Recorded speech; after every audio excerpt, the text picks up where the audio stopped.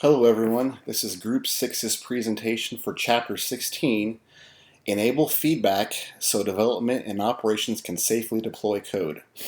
And Group 6 consists of Luis Corneo, Julio Casillas, and Jeff Jones. And Jeff Jones will take you through our presentation.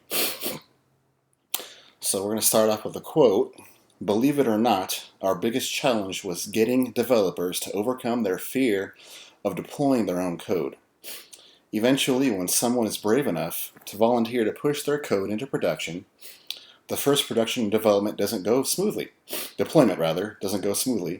and because we don't have enough production telemetry, we only find out about the problems when the customer tells us. So that's kind of the challenge we're trying to overcome with this process that we're going to go over in Chapter 16, getting people to make code, getting the deployment safer so that people in production can the developers can deploy their code and not be afraid of it, and then we can fix problems before it becomes an issue with the customers. Okay, so the first step is to use telemetry to make deployments safer. We must ensure that we are actively monitoring our production telemetry when a deployment is performed. This allows any team member in development or operations to determine if features are operating as designed. This is achieved by actively monitoring metrics associated with the feature. Despite the goal being to catch errors before they hit production, there are still going to be errors, so we don't detect. And production telemetry is used to restore service, so that whatever things we don't catch beforehand in our pre-production testing and all that, we can actually fix before it becomes a huge problem later. And continuing on that with safer deployments, we can choose to turn off broken features altogether, just turn it off so that it doesn't continue to be an issue. Or we can fix forward, which is to change code to fix defects and then push it immediately through into production. Or rollbacks, which is to switch back to previous releases, I guess maybe the last release before the new code is introduced, and you can try to fix the new code later. Fixing forward is actually potentially dangerous because you're immediately just kind of shoving it through after you've quickly tried to do a quick fix with a code. And that can be dangerous because it can still cause production issues, but this can be mitigated with automated testing and faster deployment processes and sufficient telemetry. So if you have sufficient telemetry, you can see where the issues are, and you can be confident that you're fixing the code correctly. And again, with the automated testing, it's going to immediately test it in a production environment right away, so you can be sure that it's going to catch the errors and fix a problem. The next step is development shares pager rotation duties with ops.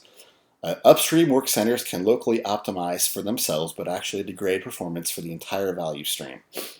To prevent these problems, we need to have everyone in the value stream share the downstream responsibilities of handling operational incidents. And what that means is that upstream, being the development, can share this duty so they don't just think that they know what's going on, but don't actually see what the issue is like the operations does. So everybody needs to share these things. And so we do this by putting developers, development managers, and architects on pager rotation so they can all deal with the issues and share the responsibilities. This helps to have everyone involved in the possible issues that may be presented at 2 o'clock in the morning, helping it to be resolved faster. And again, this is also so they can see the issues themselves. They're getting first-hand experience of what's actually going on with their code. Have developers follow work downstream. Doing an inquiry, we can find many ways that our customers are struggling in many ways, leaving a learning experience. We can learn from what our customers are going through. So when our customers are getting frustrated, and they might think it's their own fault, but it's not because the code's just bad. So developers should follow their work downstream to see how work centers must interact with their product to see it running in production. They gotta see what's going on. And by doing this, we create feedback on the non-functional aspects of our code, giving us time to improve those areas. And again, the developers need to see what's happening themselves, not just hear about it secondhand, so they think, oh, it's just somebody else's issue. Next, we have developers initially self-manage their production service. To prevent many of the painful issues, we need to have ops engineers to support all the production teams and services we have in production. We need to have a launching guide that helps to ensure that everyone benefit from the cumulative and collective experience of the entire organization. Some of these requirements will include the following. defect counts and severity, type and frequency of pager alerts. And of course that's an issue because we don't want to have those standard issues that are or alerts that are going to pop up but that aren't really issues, and we don't want people getting those pager alerts at 2 o'clock in the morning if they don't need it. Also monitoring coverage, system architecture, the deployment process, and product hygiene. Next, have developers initially self-manage their production service continued. So also we want to learn if this service is subject to any regulatory compliance objectives or is likely to be in the future. Does the service generate a significant amount of revenue? Does the service have a high user traffic or a high outage impairment cost?